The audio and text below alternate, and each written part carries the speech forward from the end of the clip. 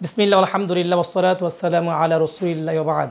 আজ আমরা কথা বলবো জিলহজ মাসের প্রথম 10 দিনে অত্যন্ত গুরুত্বপূর্ণ একটি আমল তাকবীর সম্পর্কে।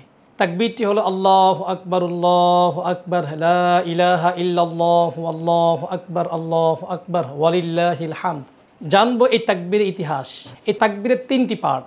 প্রথম হলো আল্লাহু আকবার, দ্বিতীয় পার্ট হলো লা ইলাহা ইল্লাল্লাহু আল্লাহু আকবার, তৃতীয় পাঠ হলো আল্লাহু আকবার ওয়ালিল্লাহিল হামদ। প্রথম পাঠ হলো আল্লাহু আকবার। ইব্রাহিম আলাইহিস সালাম যখন ইসমাঈল আলাইহিস সালামের আল্লাহ তাআলার নির্দেশে আদিষ্ট হয়ে যখন তিনি সন্তানের গলায় ছুরি চালাচ্ছিলেন, আল্লাহ তাআলা চেয়েছেন ইব্রাহিমের শর্তহীন আনুগত্য। এই শর্তহীন আনুগত্যের মাঝে ইব্রাহিম আলাইহিস সালাম যখন উত্তীর্ণ হলেন, কদ সাদ্দাকাতার রুইয়া, আল্লাহ বলেন ইব্রাহিম তুমি তোমার স্বপ্নকে, তোমার আদেশকে তুমি বাস্তবায়ন করেছো, সত্যায়ন করেছো। আল্লাহ তাআলা জিব্রাইলকে বললেন যে তুমি একটি দুম্বা নিয়ে যাও। জিব্রাইল আমিন যখন এই আদেশ প্রাপ্ত হলেন, তখন তিনি যখন দুম্বা নিয়ে রওনা করলেন, তার মাথায় আসলো যদি আমি বিলম্ব করি, আমার পৌঁছতে লেট হয়, আর যদি ইব্রাহিম আলাইহিস সালাম ইসমাঈল আলাইহিস সালামের গলায় ছুরি চালিয়ে দেয়, তাহলে কোরবানির একটা নতুন ইতিহাস তৈরি হয়ে যাবে। অথচ আদম আলাইহিস সালামের জামানা থেকেই এই কোরবানি সকল নবী জামানায় ছিল। আদম আলাইহিস সালামের 2 পুত্র হাবিল এবং কাবিল কোরবানি করেছেন, সেটা কোরআনুল কারীমের মাঝে আছেন 5 নম্বর সূরা মায়েদায়। তাই পশু কোরবানি করার ইতিহাস চলে আসছে যুগ যুগ ধরে।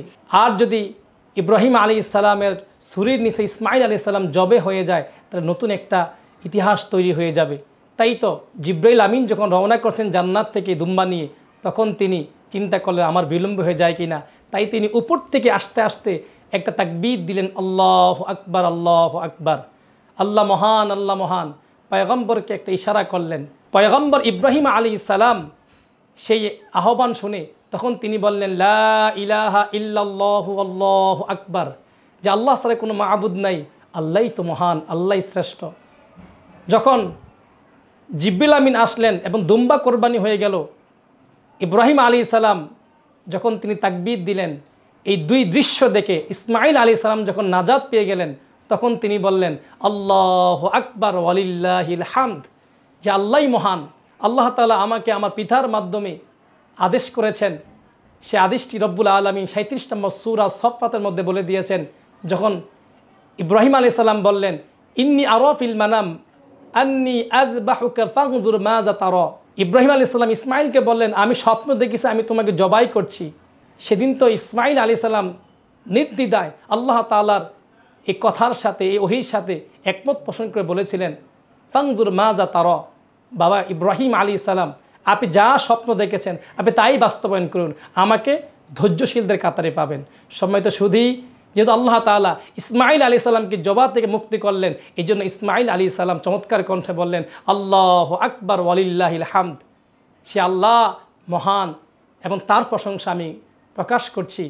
সম্মানিত সুধী, এই 3 পক্ষের সমন্বয়ে একটি তাকবীর তৈরি হয়েছে। তাকবীরটি হলো আল্লাহু আকবার লা ইলাহা ইল্লাল্লাহু আল্লাহু আকবার ওয়ালিল্লাহিল হামদ।